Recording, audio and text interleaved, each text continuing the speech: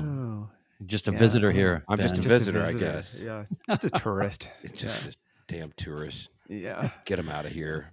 Hey, is this ticker that we have that's not active right now, is it updated? I haven't touched it. Okay. I haven't touched it, but I did update the RSVP spreadsheet. Oh, great. We got lots and lots. Yeah. I saw everybody rolled in here early. Yeah. Ryan. Yeah. Lord AJ. Captain Todd. Haven't seen you in a little while. Hope all Nice. is well. Think of your tomahawk.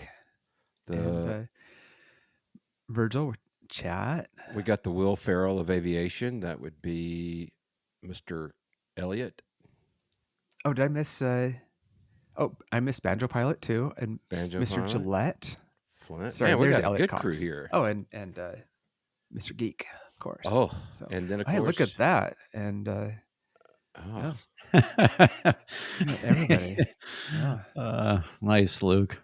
yeah. Just saw your name being mentioned, Luke. Fellow aviation experts. Tomahawks for sale. Is that a Tomahawk. good thing or a bad thing? Ooh, Well, That's a cool plane. I like That his Tomahawk. yeah. All right. Well, then neat. look at there. Wendy's here. Did her mock oral with Erica. That's awesome. Yeah. very I cool. still haven't caught any of those classes. I signed up for her classes and have not. Oh, Hi, Mom. Nice. Yeah. Mama Wow. timestamp. Yes, exactly. Yeah. What's And Nathan Mr. saying? Ballard, Mr. Fortney, everybody's rolling in. Yeah. Is he Nathan? You still over there? I responded to your text. I think you're well east of the Bachelorette Super Charlie. I am in the western edge, but yeah, come find me. If you leave right now, we can go get a beer here in a minute. Too funny. All right. Well, All right. we want to kick the tires. Let's do Yeah. it.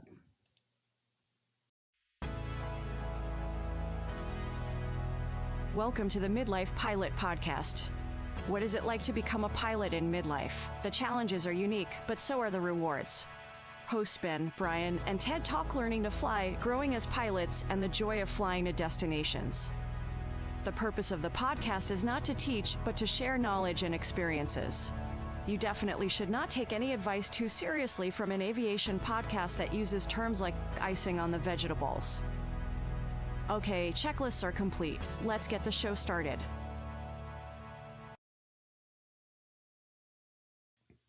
Hello and welcome to the Midlife Pilot Podcast, where we share the experiences and challenges of flying in midlife. Whether you're a seasoned pilot, training for a rating, or just thinking about getting into aviation, we like to think of the podcast as your aviation companion and your weekly dose of aviation inspiration.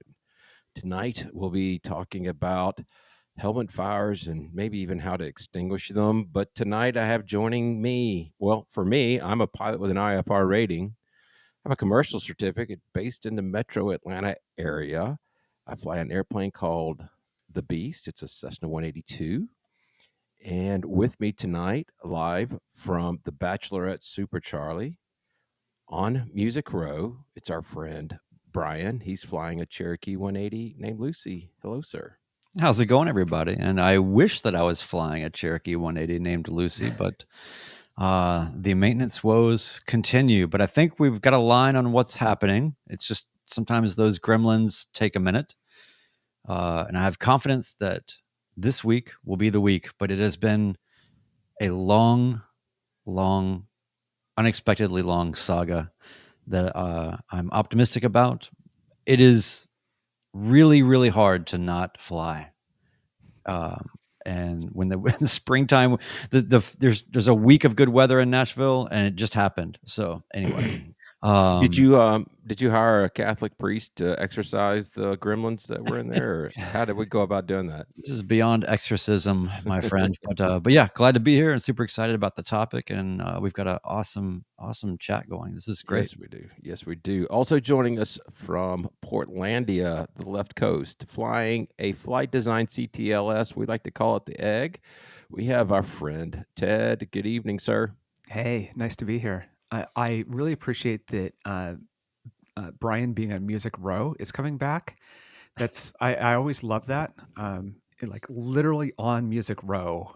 Like just that image is always delightful. Yeah, I was listening. I went back and listened to the master, Mr. Chris Moran, and I'm trying to maybe channel a little bit of Chris back into the show, Nice. at least best I can. Yeah. I do miss him. Yeah. For me, I got a flight in last week. Went down to Valdosta, Georgia, Valdosta is kind of an interesting airport. It's a Delta with its own approach controllers. Yeah. And one of the, I wouldn't say one of the few, but in Atlanta, we can't get a squawk code and get flight following from the ground, but we can certainly do it there. And that was kind of it's a nice new change for me. And I got shaken up. It was great 30, 35-mile-an-hour tailwinds, but it bounced me the entire flight.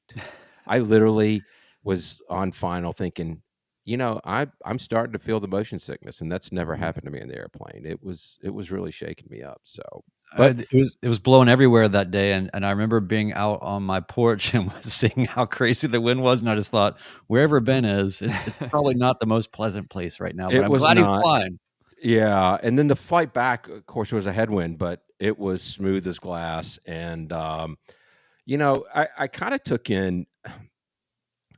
There was a part of me for a period of time where flying over the plains of Georgia, the farming areas, the more, just was kind of boring. It was just, but I started, I'll throw the autopilot on, and there are sections where you won't hear anybody on the radio for a pretty good while, and it's just nice, kind of looking down, going, I wonder how big of the bass are in that lake, or just start kind of projecting myself. If I lived there, what would I be doing right now? And that really did help pass the time. It was kind of nice. Do you see Luke's comment here? Let's throw it up on the screen. I got it. Yep, there it is. There's Louis. Hello, Mr. Robichaud. Howdy, everyone. Taking off from the DFW heading to DCA. And Luke's comment above it. Yeah. Every time I hear the name of a new town in Georgia, I'm convinced Georgia isn't real. I will tell you, Luke, I drove through Boston, Georgia, which is a one red light town, but it does exist. So nice. I did a couple of flights over the weekend. I went to the coast. I have a thing I do down there, but I forgot keys. So I thought, that's okay. I'll go anyway. I'll take the crew car, do my thing. I've got a Haida key on there. Nope, I forgot I took it off. So, fine. I just did a trip to the coast. Came back from that and finally saw my friend's experimental glass air, and kind of sat and looked through it and helped him. Mostly just watched him as he's working on kind of rewiring the ignition switch for it, and so it's kind of cool to look all the way through it and be able to do things on experimental that you can't do otherwise. Right. That was fun. And then Sunday I thought, well, I'm going to go back down to the coast, and I've got my keys. I'm gonna go, and I got 4 miles from the airport, and it was a MVFR. It was like, I'm like, I can get in. This is and it went IFR like when I was about 5 miles out, and I heard the Coast Guard helicopter going in special VFR, and I was like, I'm not going in special VFR. Like, if I have to duck down to 600 feet, like, what am I doing? So right. I kind of looped around for a little bit, hoping that it would improve, and then just headed back. So it was like 2-hour flight with no landings in between. It was just, so it's one of those, I think of Mike Patey. It's the celebrate the landings you don't take. And, that's really what that one was about, was like, no, I don't have to make it. It's okay. I love it. Was your plan also that maybe the Coast Guard helicopter might, just from the rotor wash, clear the clouds away? Yeah. Well, I knew there was a kind of a rain shower over it, and and so, it was just right on that edge. But it was like, no, what am I doing? So I just turned around and came back. Nice. I love this. What am I doing moments? Yeah. Yeah. Why am I doing this? Yeah. Yeah. How did I get to this point is really the better question. I mean, I think it's a great thing for midlife pilots to remember to always say to yourself and check yourself with, right? Because we never have to really do anything. And it's easy to get into the mindset of, being focused on, determined to get somewhere or do something. So I like that. Good call. You got to fly around and then, land. Yeah, exactly. Yeah, it was fine. What a concept. Yeah. That's very awesome. good. Well, just a quick reminder for everybody. We do have an event coming up, if you haven't heard, May 2nd through the 4th at Tango 82, which is Gillespie County Airport, located in Fredericksburg, Texas. We're doing a little fly-in. And there is a lot of stuff going on in the background here at the Midlife Pilot Podcast Tri-Headquarters in Atlanta, in Nashville, and Portland. But we even have implemented project management tools. Yes. This is the level that we're at now, is that we need we're forming we're basically like a startup company now. We have a Kanban. And it's my job to not touch anything, just read it and stay the hell away from it, which I can oblige. That's not a problem. Ben, you keep saying, like, how can I help? It's like, exactly, just sit back and wonder. Yeah. No, it's everybody. And a special, I would want to give a special shout out to our friend Wendell Geek, who has been instrumental in helping us get our act together. In every way, but especially this. Yes. Yeah, and is just constantly the unsung hero of this whole operation. So thanks, Mark, for making all that happen. And I promise that if you have another Damn It episode come up on this fly-in, I will only tease you about it a little bit instead of a lot, because you've really been putting forth the effort. And also, I think you might be my ride. So, I do want to put the call out. If you're attending this fly-in and you haven't, watched any of our live streams, take a minute, find Wendell Geek. He's also called Mark, and thank him.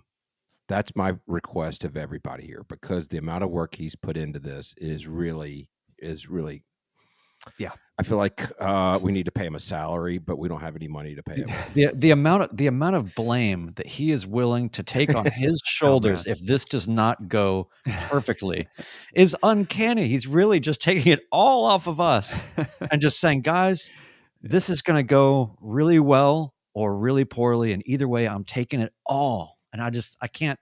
No, it's going to go well because of Mark. Yeah.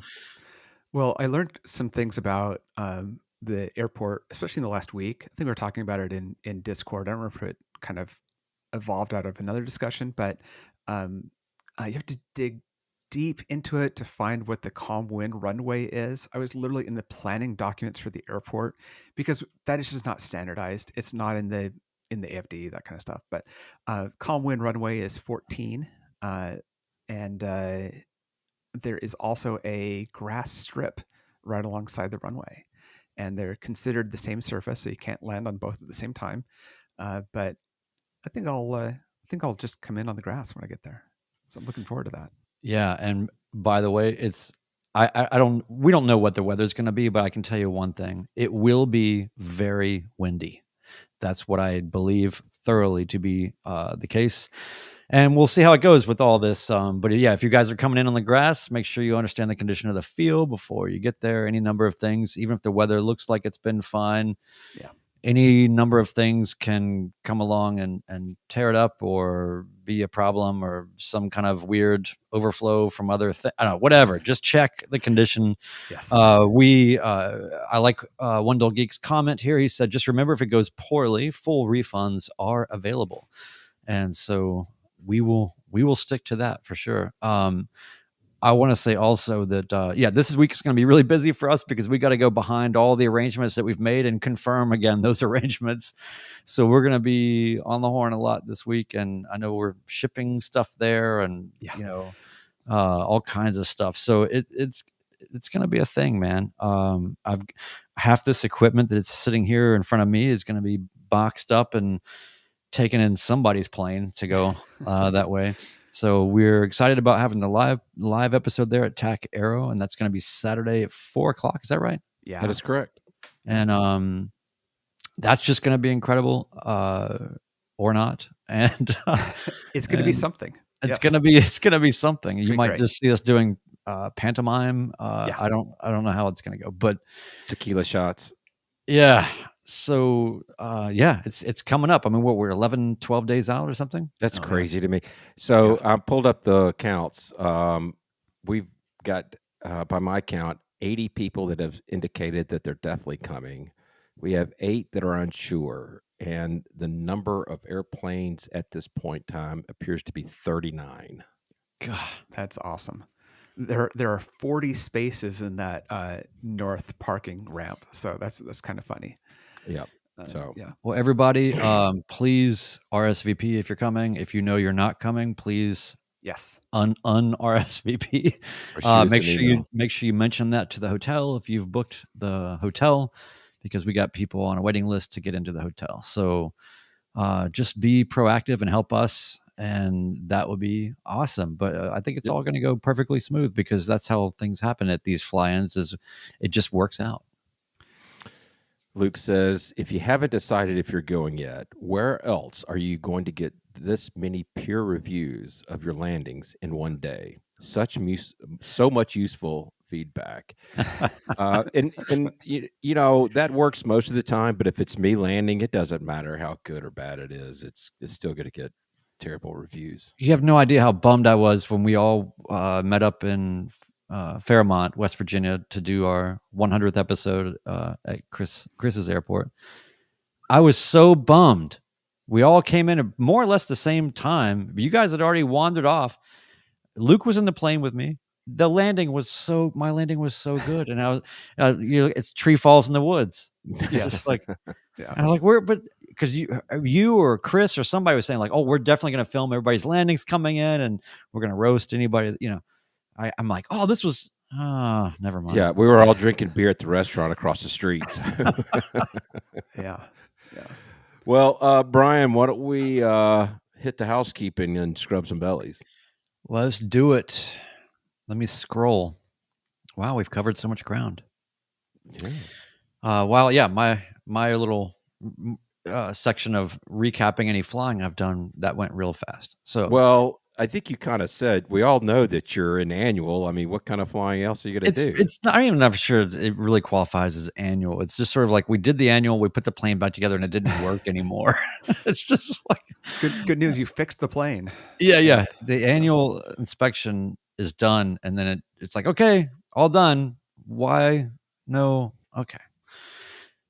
Housekeeping. We're grateful for you all making this the best pilot community that we know of, a positive space where we share everything from training experiences, share personal minimums, tackle ownership challenges, review flight plans, and best of all, make new aviation friends. Connect with us. Join our Patreon community, $1 a month, or do the one-time annual Patreon, 25 cents per episode. We do also have you can do a PayPal drop via our website if you don't want to participate in such calamities as Patreon, or if you're an anti-Patreon person. Access exclusive content, including check ride debriefs, killing zone conversations, and more. Get on the Discord, all of those things. 10% supports Freedom Aviation Network's anti-human trafficking efforts. We've had some questions about that lately. I'm glad that people are interested in it. Checking them out, freedomaviationnetwork.org. Watch us live on YouTube, Mondays, 8 p.m. Eastern. Share your stories at midlifepilotpodcast@gmail.com. We read all the messages. We might even read yours on the show. For everything Midlife Pilot Podcast, community feedback, merch, and more, visit midlifepilotpodcast.com. Excellent. Thank you. Ted, a lot going on in the community this past week. A lot. Oh boy.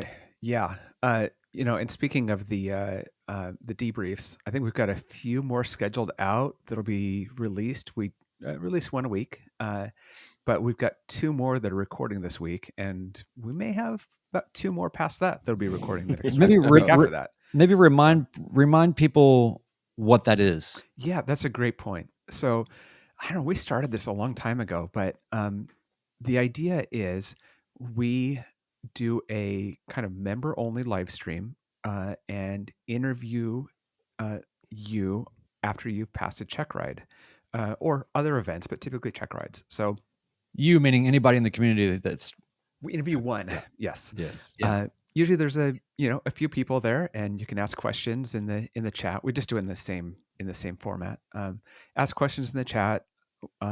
Mr. Wendell Geek runs them and has a good set of questions, and we can usually probe pretty well on figure out what was unique about yours and figure out what you're proud of and why. And they're really great events. And then those are published on Patreon for paying supporters only. So it's not public. It's a very small audience. It Yeah. stays private, and we can also extract sections of the video out if you say something you don't want in it. So they've been great events. We really enjoy doing them, and there's a lot of value to them. So I've taken 3 check rides myself, and I've listened to all of them and have participated in a few of them. And every single time, I still learn something new at every one of them. Oh, yeah. So it doesn't matter where you are in your journey, whether you haven't even started training yet or you're ATP like our friend Nathan Ballard. Yeah. There's something for everybody to get something out of this. So we think that they're very valuable. Yeah. And, I think one of the real values there is you come home, you got your ticket, you tell, let's say your partner, you're like, I got it. They're like, great, I'm so proud of you. And you're like, okay, but now who can I talk to about how I did on the steep turns and how, what happened with clearing turns and what happened during, it's like your partner doesn't care. Well, it's They're fresh. not going to ask. Yeah. While it's fresh. And we care, and we can compare that to previous experiences. So that's what I like about it. Yeah. So moving on, Patreon supporters. Got a few new ones this week. At the Landomatic level, we have Chad L. At the Hershey Bar level, we have Hakan T, who upgraded. Thanks, Hakan. At the Beast level, we have John S, who upgraded. Thank you, John, who goes by a different name in Discord. And at the Caps level, we have Eric L. And Eric, thanks for joining us as well. Yeah, especially at the Caps level. Yeah. In Discord, there's a lot going on this week. Things that I wrote down was the milestones that people had. Flint passed his private pilot check ride. Yeah, That's huge. We had that debrief. That was great. AJ got his multi. So congrats, AJ. Lord Alpha, Juliet, well done. Amazing. Yeah. Mike Echo passes instrument. Well, right. Big one. And there was at least one solo in there and a couple of milestones. I think there was a 50-hour and a 100-hour milestone. And those are great numbers to hit. It's like when you hit that, when the odometer rolls over to 100 hours, like that's kind of a cool accomplishment. And usually pretty soon after you got your ticket. So it's very noticeable. Those are the hours that you've kind of earned on your own. So when these are posted, I like going back into my logbook and seeing what my 100th hour flight was and going through that. It's nice to stroll down memory lane. Yeah. Very cool. Well, Brian. Hey, Brian, we got some reviews. We got a review. Do you want to read one of these or maybe save one for later? Let's just hit both of them. Okay. And by the way, I'm super excited that we are actually remembering to ask people to leave 5-star reviews. I know, yeah. And then when we actually remember to ask people, it clues them into, maybe I can do that too. And then people do it, and it so helps us. It's kind of crazy how the algorithm is brutal for various reasons. Anyway, we're not trying to grow to be, there's only so many pilots in the world, but it is nice to sort of keep this thing going and feeling positive. So I'll just read these reviews real quick, or actually I'll get one, and then Ben, if you want to get Ben, I'll do the second one, Ben, and then you do the first one. Okay. You want to go ahead and do the first one? Sure. Okay. This came from Hal6945. 5 stars. Every episode is another great conversation I wish I was a part of. Keep up the great work, guys. Heard episode 124, and I had to get it off 99 whenever you check it again. Not sure You forgot the headline there. Oh, my favorite pods to listen to. Yeah. Kind of a big thing to mention there that I left off. What does Hal mean about episode 24 and had to get it off 99? I don't understand that. I wonder if he's saying that he started at 124 and started working his way back. Maybe that's it. Maybe he's just saying it was a great. I really like it. 5 stars, 25 episodes, plenty. Yeah. I'm done. Walk away. Yes. Yeah. Which is honestly, that's fine. That's great. Okay. I'm good with that. All right. And then BG Wilson, 5-star review, a must listen for aviation enthusiasts of all ages. This podcast is a must listen for anyone passionate about aviation, seasoned pilots, aspiring aviators, or just people who get unreasonably excited when they hear a plane overhead, which is all of us. I look forward to new episodes on my drive to work every week and when I'm wishing I was in the air rather than stuck in traffic. Thank you, Ben, Brian, and Ted, for making my commute feel like a holding pattern I actually enjoy. Love it. Thank you, nice. BG Wilson. And I hope that it sounds okay over your car stereo. And I hope that you're not subjecting unwitting passengers to this very specialized banter. Yeah. I've got to say, though, most people will probably know that Brian is very creative and he has a lot of music, audio type talents. And that's a lot of what gives the podcast the sound that it does. You can certainly find episodes, especially in the 40s that I put out, and they don't sound as good. Yeah. And, but I actually listened to one recently and I cranked it way up in my earbuds so I could hear what kind of garbage was underneath it. And it just sounds so great. So the garbage was us. The garbage was us. There was no more. Yeah. The Soylent Green.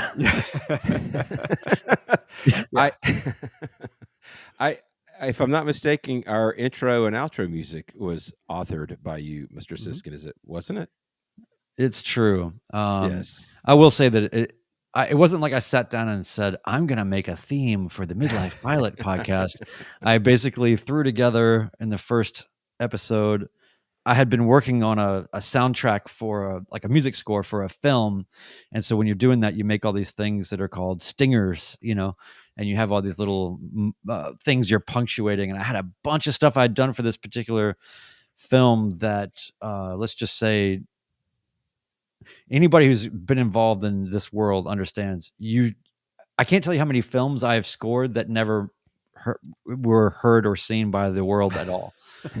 You do these things on spec all the time. Anyway, so I had a really cool thing on hand that I thought, wow, that's pretty cool. I'll use it for that. But I love it. It was meant for I'll give you a little just unnecessary background that nobody asked for. It was done for a film called Underbelly, which is a film about guerrilla graffiti artists that occupied the New York City subway tunnels and created an illegal art gallery in an abandoned subway area station in New York City. Wow. That's awesome. So it's a really neat project. So what are we talking about today? What's the next thing I'm doing? Well, we're doing... are we on a podcast? Yeah, I believe we are. Okay. We're going to be talking about helmet fires. And for those of you who may not understand what a helmet fire is, it's also known as task saturation or cognitive overload, or your CFI asks you what's your name and you tell them to stand by. It's all of those things. It's what happens when you may get a little bit behind the airplane, or it happens at all points in time. So, Brian, why don't you set this up for us? Well, I just thought Ben, you would have a particularly great outlook on this topic, and I look forward to your stories and insights because you've endured higher grade helmet fires than Ted or myself have gotten into yet. But all that to be said, we've all had them. Yeah. I think that this is an important topic because it's something that I like for us to focus on things that are, they don't really teach you so much about this in flight school kind of topics. This is more just something you experience and then your CFI might help you cope with.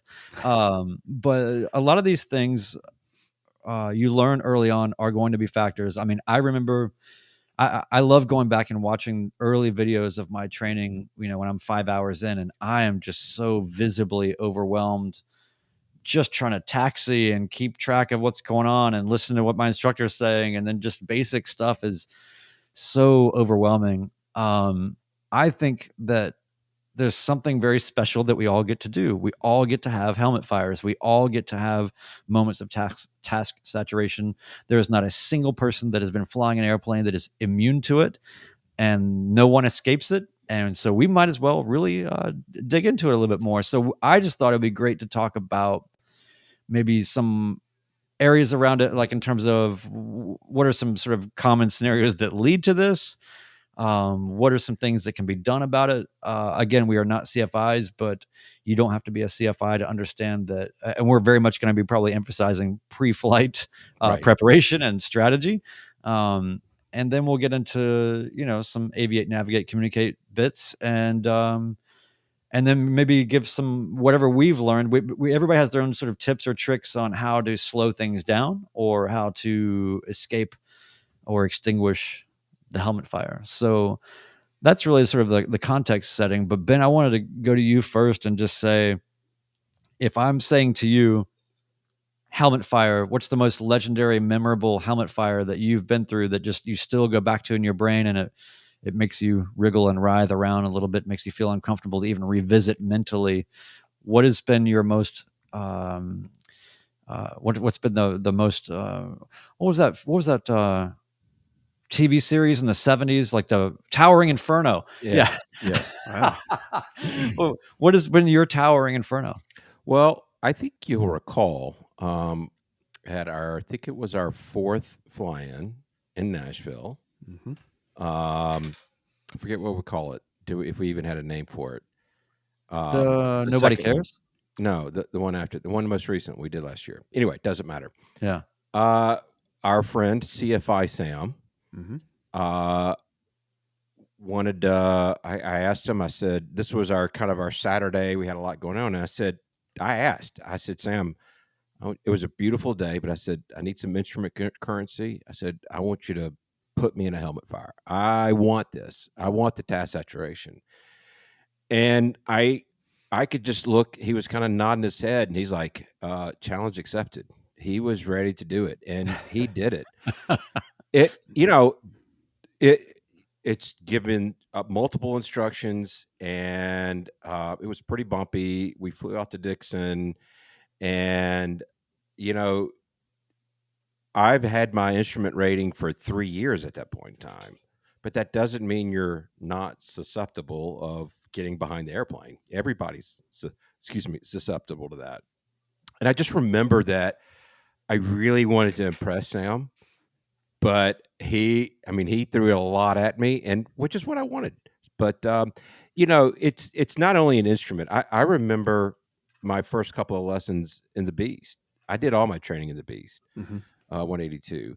But just doing turns and maintaining altitude, or climbing and turns, and trying to be precise with everything when you've never flown an airplane before, that can be challenging. For me, pattern work, I was falling behind the airplane because, we're cruising at 120 knots in the downwind, and I got to get this thing slowed down to, 70, 80 knots. And everything was happening a lot quicker. It's like I just turned. Now I got to turn again? Yeah. So, there was a lot of task saturation early on. And then, of course, the instrument, everybody talks about the when you get your clearance for the approach, the PTAC, position, turn, altitude, and clearance. I'm focusing on my airspeed and flying the heading I've been given, and now I'm given this long readback to give that makes sense, but it really doesn't make sense. I'm just verbalizing what the guy said to me, and I still mess that up. So, I mean, I guess my point is there's helmet fires all throughout your journey. I recall another one, which was a lot more intense, I guess, is I was on an instrument approach. I was in the soup. This was an actual approach, not simulated. Mm-hmm. And I had been given it was going into Savannah, and approach said, you're going to go to the initial fix, plan on this fix. So I programmed that into the GPS, and then they switched me to the other controller, and they cleared me before I'd reached the initial fix. They cleared me to an intermediate fix. And, I tried to go direct to on my Garmin 430, and I hit a button that it didn't like, and it kept asking me if they wants me to resequence the approach. And I hadn't practiced that before. I hadn't seen that before.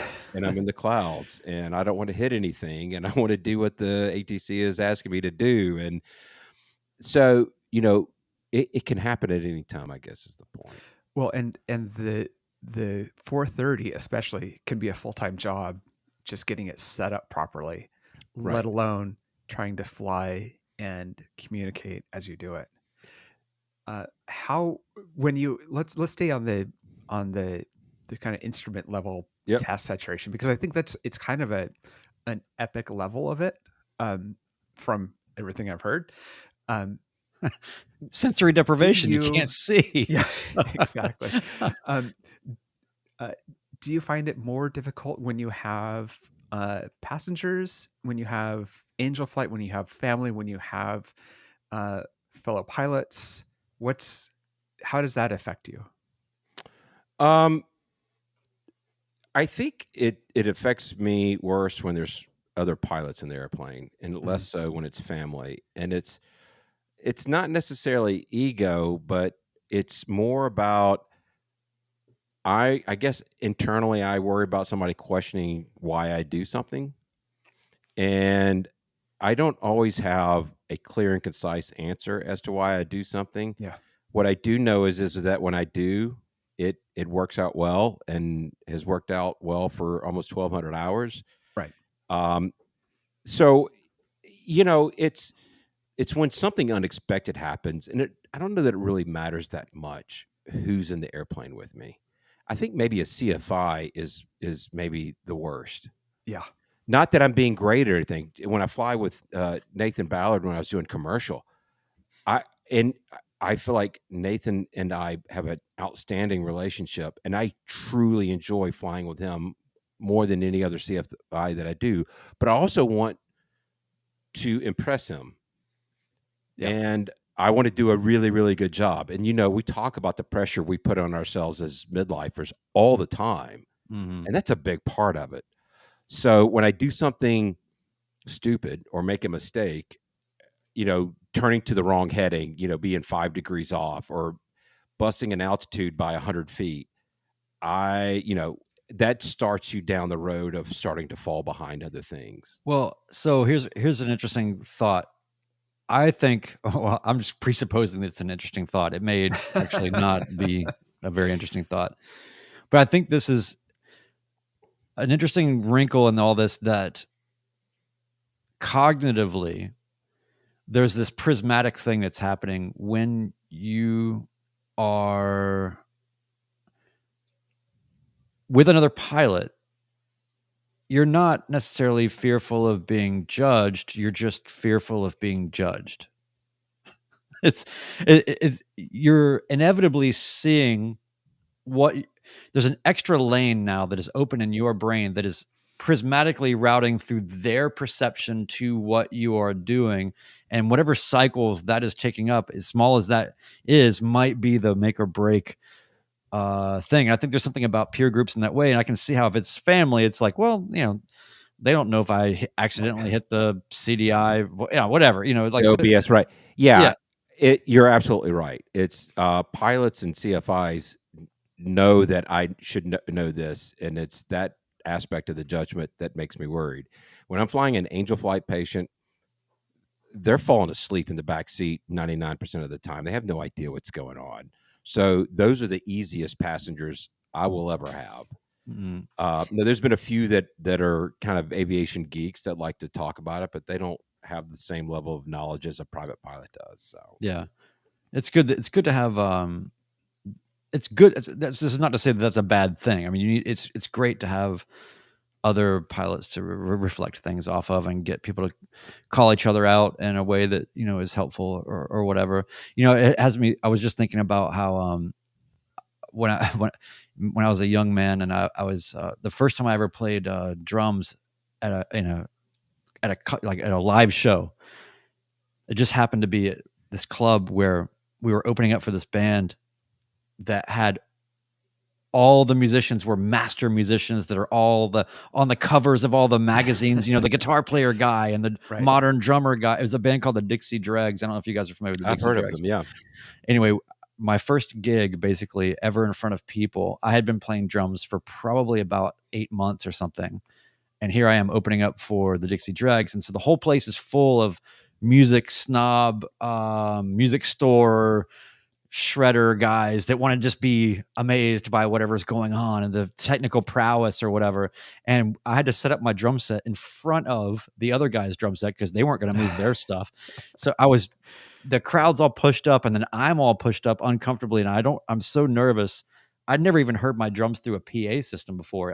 This is like there was like 1,000 people there. And so I was out of my mind and all these people, I could see all the eyes looking at every move that I was making and every ghost note that I'm playing. And, just the pressure of that was, if I just was playing for non-peers, it would have been so much easier. So I think that's an interesting point. I want to also get into what now in the situations that you've come through, I would imagine, especially with instrument flying, how does preparation factor in to, how many helmet fires must you go through before you realize I can prepare myself out of these helmet fires beforehand? I can make myself not as flammable. Yeah. So I don't know that preparation is really that different. And Wendell Geek made a comment toward the beginning, and I'm trying to find it. I specifically asked our CFI Sam to put me in a helmet fire, because I don't know that you can prepare for everything that goes on. You can't plan, you just can't prepare for 100% of it. And we keep saying helmet fire, task saturation. I just want to be perfectly clear that everybody out there listening in audio land knows exactly what we're talking about. But task saturation, you're going to the gym for your brain and you're exercising it. And now you're getting, here it is. Thank you very much. This is from One Dog Geek. Helmet fires are like exercise. It kind of sucks in the moment, but in the long run, they make you stronger. It's that repetition of just being behind the plane helps you stay in front of it for the next one. And I firmly believe that. That's how it's helped me, at least. I'm not a CFI. I don't play one on TV. But that definitely is how I try to keep it from happening again. Now, I've listened to enough instrument check rides to know that there's one specific thing in the instrument world that you can do to slow down a helmet fire. You know what I'm talking about? Yeah. Slow the airplane down. And delay vectors. Yeah. I'm typically cruising at 135 knots, and there's no reason why I can't fly at 90 knots. Right. Or 80 knots for that matter. And to that point, yes, ask for delay vectors, or ask for an initial vector if you have to reprogram your GPS if they give you a different approach. All of these things are things that have happened. I would call them mini task saturation events, where I was given an approach and then they changed it, and you have to go back and reprogram things. The more times you do it, the better you are at it. But yeah, I think one of the remedies I find that help me, to your point, I can feel it coming on. I forget. It's the small things. It's the small things. I program in the destination airports, weather ASOS, whatever their weather frequency is. I program that in on the ground at my own airport. When I'm on approach and I know my sequences of frequencies, I set those up early. And that kind of sets me up now in the mindset of trying to stay 2 steps ahead of the airplane. I had on my IFR checklist for my older one that what's the next 2 things? That's what I try to do, is think of the next 2 things. And I will go through the checklist, even though I will go through the descent checklist when it's 30 minutes away, just to make sure what's the next 2 things. Right. My CFII drill that into me. What's the next 2? Always ask yourself that question. Yeah. And if you can't come up with anything, go back to the checklist and make sure. Well, and when you've been busy and it becomes idle, or when you know that you're going to become busy and it's currently idle, those are the times where you're like, what can I do? This is the time that I have that I can unload some of that. I've briefed an approach an hour and a half ahead of me getting and I'm not even kidding. That's because when I go to Savannah, you'll be on Make an Approach, then you get to Jacksonville and then quickly to Savannah. There's going to be a lot of handoffs, and sometimes it can get busy and you're trying to get in there. So I want to steal a little bit of what Elliot Cox said in the comments. He basically talked about, I know when I'm starting to get saturated, so I know when to delegate or ask for delaying factors. And that's that thing that comes with experience, is knowing that you're headed into a time that you're going to get saturated, or knowing the feeling of it when you're in it. I definitely had a lot of trouble with that in early training. That feeling of, I'm doing the pattern. It's a good thing my CFI is handling the radio work, because I'm behind the airplane and I'm just trying to fly the airplane. I'm doing nothing else except for going in a circle, and I still can't manage it, right? And for that was, kind of amazing to experience on how overwhelming that feels. And then kind of as you go along and you start picking up those things and handling it yourself. And I mean, that's really the process of soloing, I imagine. Yeah. CFI is watching you like, oh, they actually managed all that and they knew their name on final, Right. I wonder if you I love that you brought that up about just the threshold for saturation when your early training is like kind of astounding. In retrospect, anybody that's going through training right now that feels overwhelmed and they can't believe that they're so easily overwhelmed, there's 2 things I'll say. One is normal and good. Yeah. Just keep burning that those muscles, and it's just going to be that way. I have plenty of recorded training videos of myself where I can't re-entering the pattern from the training area, and it's like, okay, I need you to handle the radios, sir, because I am trying to just fly a 45 here right now. And it's so overwhelming. But here's the other part: is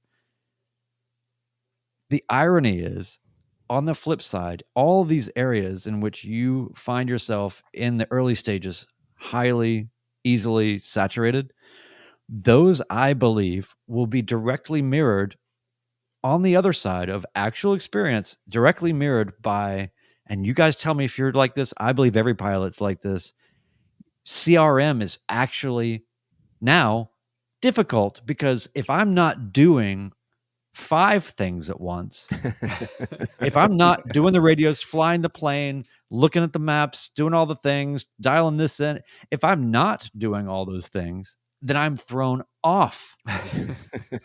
You know what I mean? I totally get it. Yeah. So there's got to be some weird correlation where, like, that's the other side. So just know that if you're starting out and you just can't believe that you're so easily overwhelmed, just know that soon enough, those will be the things that you're dying to get the other guy to stop doing so that you can just get in your vibe Yeah. of usual saturation. Right. Healthy saturation versus helmet on fire. Yeah. Right. I want to hit Tim C's comment. He said, standby was about all I could muster on the radio. Yep. Yeah. That, I think that I probably used standby more early on, and it was recent. I don't remember if I've mentioned on the pod, but I was coming in to land in really wild winds, which is kind of a normal thing for me anymore. But, and just trying to get on the runway anywhere that's paved, not on a stripe, but just anywhere. And I haven't even touched down fully, and I'm being asked where I'm headed, where I want to taxi to. And I was proud of myself because I ignored it. I worked on landing the plane instead of communicating. And the instinct is just to reply. And the tower controller came back and asked again, a little huffy about it. And I still delayed a minute. But that to me, I think was easy earlier on to say no, I'm over my limit. And now, because you do feel like you have those extra cycles, you're like, I can communicate through this. But it does take part of your brain away as you're doing that. So you just reminded me of a great story during my instrument training. Had a CFI. We were in IMC. We were landing at McCollum, Romeo Yankee Yankee, and I am uber focused on my needles, and I had a pretty good crosswind going. And the instructor is teaching me the concept of bracketing, to where the wind is coming from my right, so I'm going to point the nose 5 degrees to my right, and then I'm going to watch the needle to see which way it moves. If it doesn't move enough, then I'm going to turn, you kind of find that sweet spot that's going to let you hold that final approach course. But I am uber focused on this thing, and Atlanta Approach calls me to give me my approach clearance. And I swear to God, on mic, I just went, and it was, the 3,000 clear for the approach. He came back and he says, I think you're a little garbled. He goes, maintain 3,000 cleared for the ILS. And then once I kind of had my heading set, I was like, maintain 3,000 cleared for the approach. Right. But the first, I didn't want to say standby on a PTAC. I just play Charlie so Brown. You would rather, is this like you doing it's like Bill Murray and Caddyshack kind of thing or something? Yeah. Right. Right. I might as well just crinkle paper at the boom mic and just make it sound like I had fake static coming over the radio. Yeah. I'll jumble the words when I give a barometer setting back to them, and even my call sign, I'll just kind of shove it out really fast because nobody cares on that. Like that's the one that is the least important. It's not cleared to land 14 left 503 Tango. Like you don't need that level of clarity. It's 3028 503 Tango. Like that's the time where you can kind of get away with that. But yeah, on like a PTAC and that. So what do you do to prevent this, both in instrument and in early training? It sounds maybe a little not fly. That is an effective method. That's the first thing. Self-defeat. Honestly, take a deep breath. Taking a deep breath is kind of like restarting your computer, and it kind of refreshes my brain. At least it works for me. And then and I remember my CFII was saying, just slow down. You're trying to do a lot of things at the same time. Take it one at a time. Just slow down. If you're behind the airplane and you're on an instrument approach, ask him to resequence you, whatever he needs to do. If you're training for your private and you're struggling in the pattern, or you're presented with something you're not used to, take a beat, call the tower and ask them to clarify if you don't understand, but don't. Or do a 360 or ask for a 360. Yeah. Yeah. Or whatever you need. Yes. Just take a breath and, give yourself a moment to reset, I guess, is the way I do it. How about you, Brian?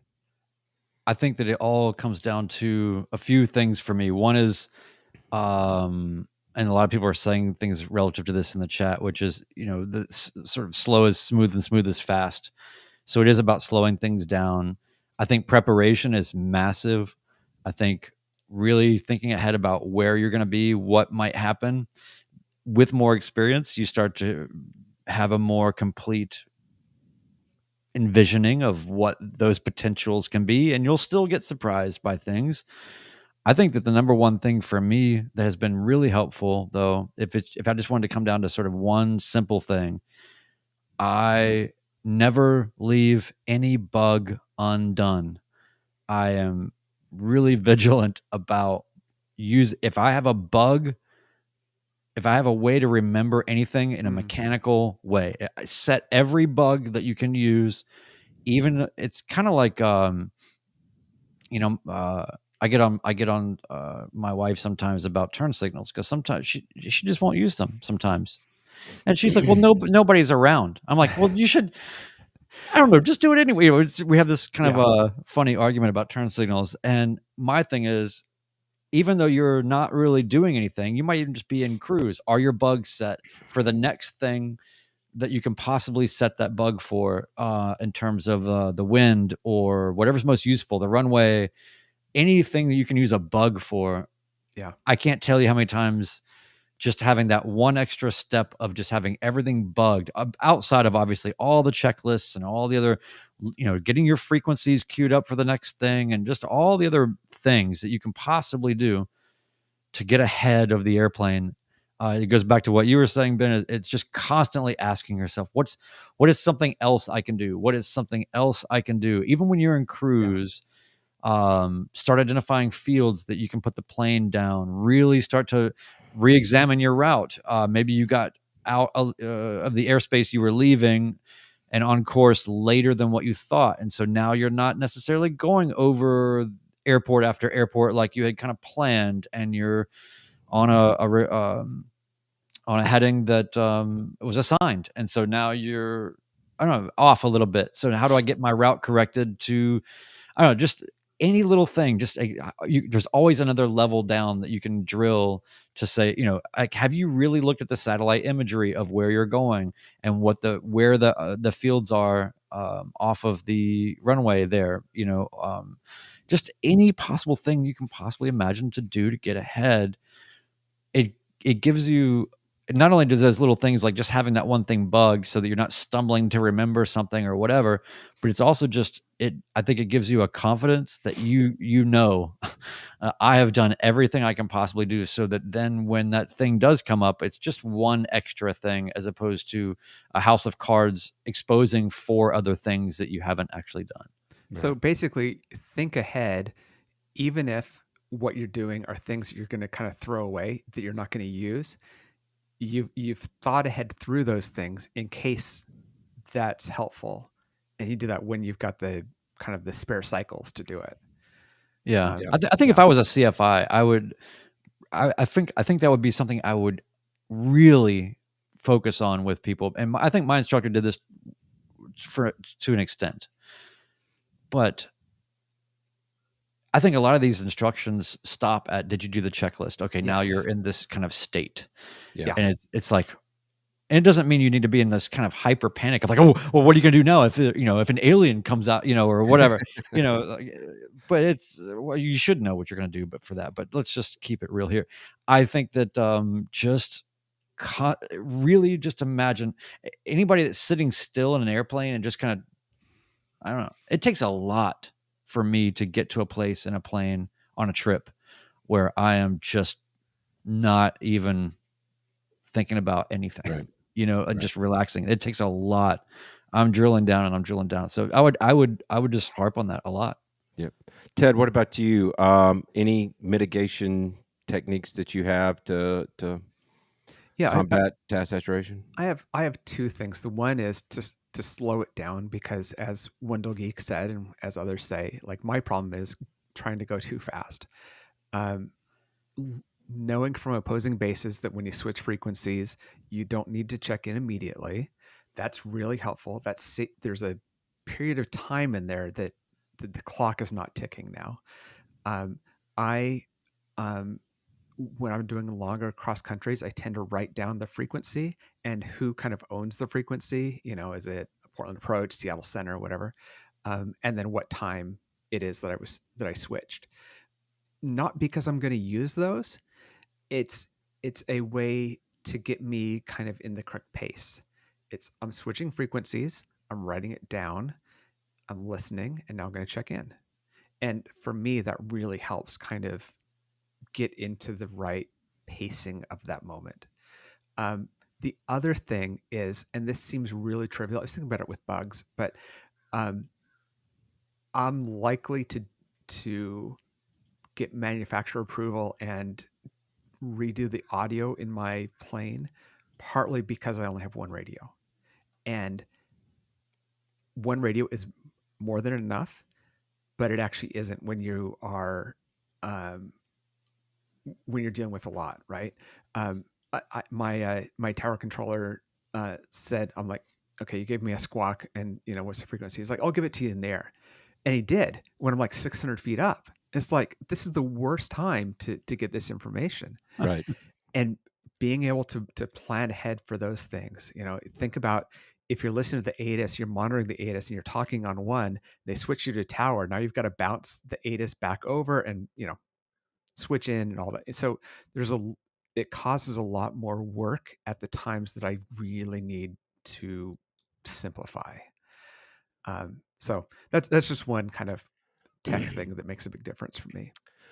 I think that's very helpful. And there's a lot of folks that are in the chat, and I will hit a couple of those. The way that I would wrap this up is when you're training and you're with the CFI, embrace the task saturation. Be willing to get there and to do it and own it, love it. You'll get better at it.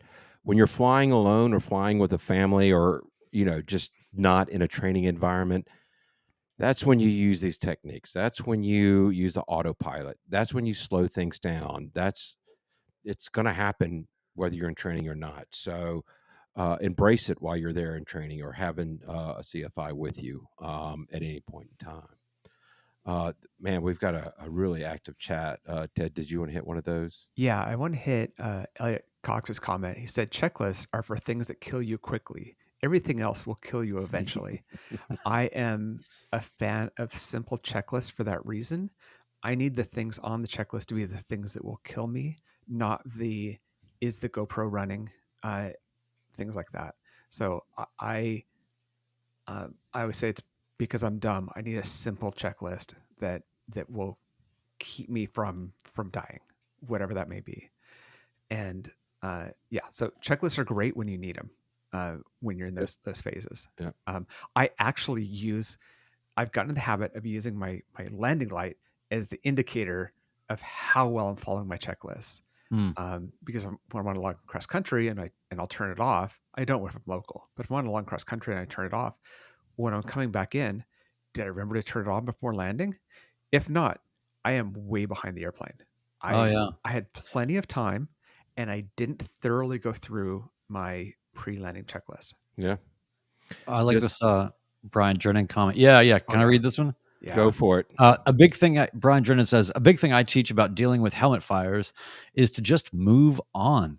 Don't dwell on something that didn't go well, like a radio call, etc. Focus on getting and staying ahead of the airplane. Let me just tell you, Brian, that this, from Brian to Brian, I'd like to say, that was definitely a problem that I had, and I would imagine many students do, and probably more so than any midlife students, because that's some of the earliest symptoms of, wow, I haven't sucked at something so badly in a couple of decades. Yes. So this is unreal.